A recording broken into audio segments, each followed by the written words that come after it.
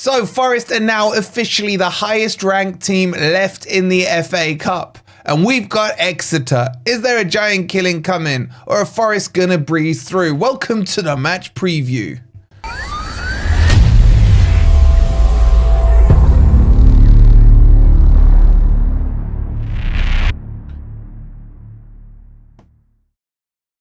Good morning, good evening, or good night. I hope you guys are doing well, and welcome to your latest Forest news. And yeah, I've had a couple of days off. How you guys been? Let me know how your weekends were in the comments.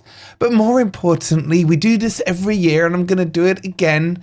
Do you care about the FA Cup? Do we need to win this one for Cluffy? It's the one that got away. And with Forest being the highest ranked team, is this an opportunity to almost give us a little bit of an insurance policy when it comes to European football? Because the winners of the FA Cup automatically get a slot in the Europa League. So if you're enjoying the content, let me know by hitting that like button. Make sure you're subscribed if you are new here. And don't forget to check out Football Prizes, where you can win this signed framed Matt Sell shirt. It's only 99p to get your tickets, and you can also win one of like 10 other instant shirt prizes. Murillo, you've got Hudson-Odoi, Einar, all the players are there. Insta wins. Go check it out. Scan this QR code or click on the link that's pinned in the comments. All right, let's get into this. So Forest will be playing Exeter tomorrow night, traveling all the way down to the south coast at 8 p.m. kickoff. Or is it 7:45? Whatever it is, it's still late, man. These TV people do not care about the fans. And how do I feel about this game? I'll be honest with you, I've never really been a big cup guy. It's like, if we have a good run, cool, I can spin it to say, more minutes in the legs, more time for rotation for the fringe players, people getting back to fitness like Sangare, Danilo, etc. Nicky gets to see Miguel play in goal. So there are positives, but is it a priority for me? Not really. However, it has opened up, and if Forest get a decent run, I mean, we should beat Exeter, and I can say that with chest now because I'm the good luck charm. Remember, 7-0. I think we'll comfortably beat them, spoiler alert. But if we can get a good cup run, it lets those fringe players get some minutes. Maybe a Sosa can prove himself to Nuno and get himself into the first team. So there are benefits. But if we do go out, I'll be doing the Liverpool shameless thing, saying bigger fish to fry. We got to focus on the league, Champions League, and so on. So, it's win-win as far as I'm concerned. Now, if we touch on the team, Nuno's done his presser. They've been out in Dubai. They're back now. Nuno looking more my colour, which looks just very healthy indeed. And he's been asked about the injury situation, specifically about Hudson-Odoi and Murillo. He was very cagey, shall we say, in his response. But in my opinion, both players are fit and ready if required. But having said that, I don't think we'll see either of them. He said Callum Hudson-Odoi needs assessment, and Murillo is a lot better, was his answers on those. But then it did slip out from him that basically we have a fully fit squad. There are no injuries. When was the last time we were able to say that about our team since we've been back in the Premier League or even in the Championship? So it's all good news, and it's one of Nuno's traits that I keep telling you guys about, that he doesn't do injuries when it comes to his squad. I don't know, he's got some magic sponge for sure. So Priorities. For me, it's still the league. If you were to say to me, get embarrassed by Exeter tomorrow, lose 4 or 5-0, but I'll guarantee you at least Champions League at the end of the season, I'll say make it 7 or 8-0. That's like how much more important to me our current league situation is. So that's where it is. Look, am I going to begrudge a cup match? No. Am I going to begrudge some more silverware? Of course not. I mean, if we won the FA Cup, I can really stick it to those Spurs fans on top of that. You know what I'm saying? So I got no real...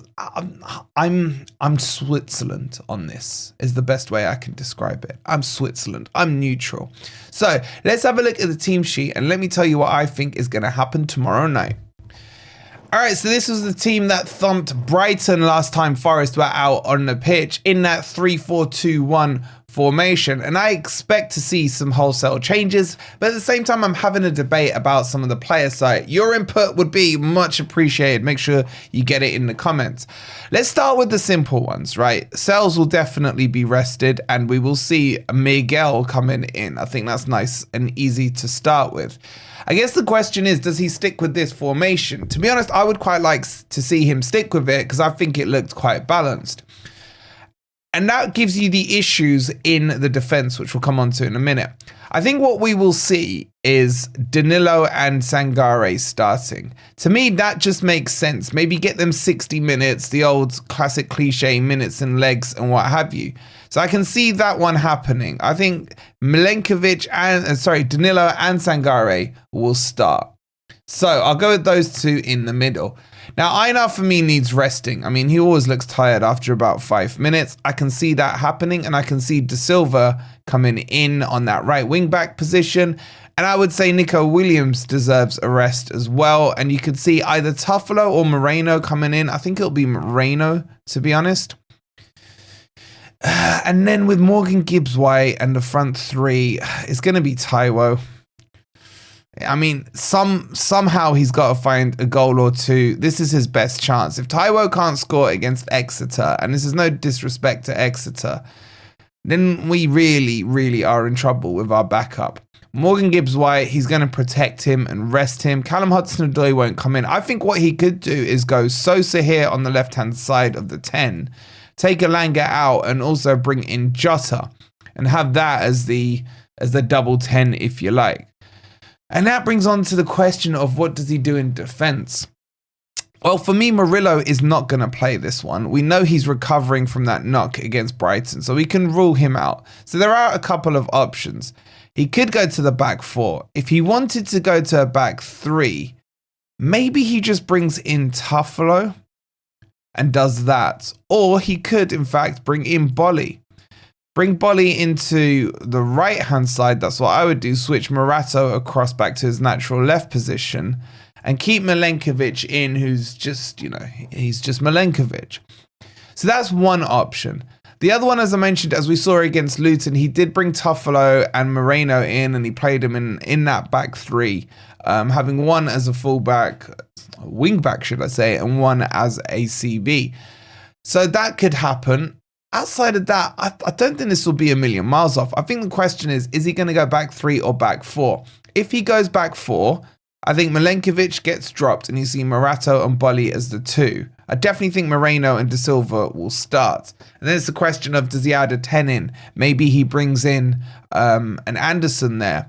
Or maybe he blocks out the midfield and gets Yates involved in this game as a holder alongside Danilo and Sangare, which should give Forest kind of that domination in midfield. But I would go with this team. I think you're resting enough first teamers there. The only one you're really risking is obviously Milenkovic and Danilo and Sangare. But again, he can sub them off and rotate them in and out after, say, 55, 60 minutes. I'd go with this team. What do you guys think? Would some of you go back for? Let me know in the comments. All right, so let's talk about Exeter very quickly. And yeah, my knowledge on them isn't exactly great. I think Forest haven't played them since like 1951 or something, someone told me. And we're completely undefeated in the 4 games we've played against them, beating them 5-0, drawing a couple and beating them 5-0. So I think probably Ant will be the only one who remembers that game. Or am I missing one in more recent history? I don't know. Let me know in the comments. But in their current situation, they are in Division 1. They're sitting 18th in the table and have lost 4 out of their last 5 games. In fact, they've been tonked in the last few games. They lost 4-1 away to Stevenage. They lost 6-2 at home to Leyton Orient. They've lost 3-1 at home to Blackpool. They drew 1-1 with Peterborough. Of course they did. And then they lost 1-0 to Birmingham away. So their form ain't great. They got Cambridge coming up. They're fighting a relegation battle in League One. This has to be a Forest win. Like, this would probably be slightly more embarrassing than Liverpool going out to Plymouth Argyle. That was quite funny though, I'm not going to lie. So I'm going to predict a Forest win. I think something like 4, 5, 6, 7, 8-0, something like that. Or should I predict 0-0 for you guys who are still worried?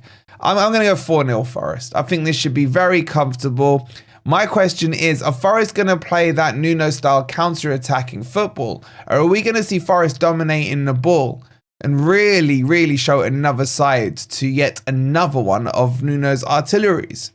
I'm going 4-0. Let me know your predictions in the comments down below. If you've enjoyed this preview, please don't forget to hit that like button if you haven't already. Make sure you're subscribed if you are new. We'll see you for the watch along tomorrow.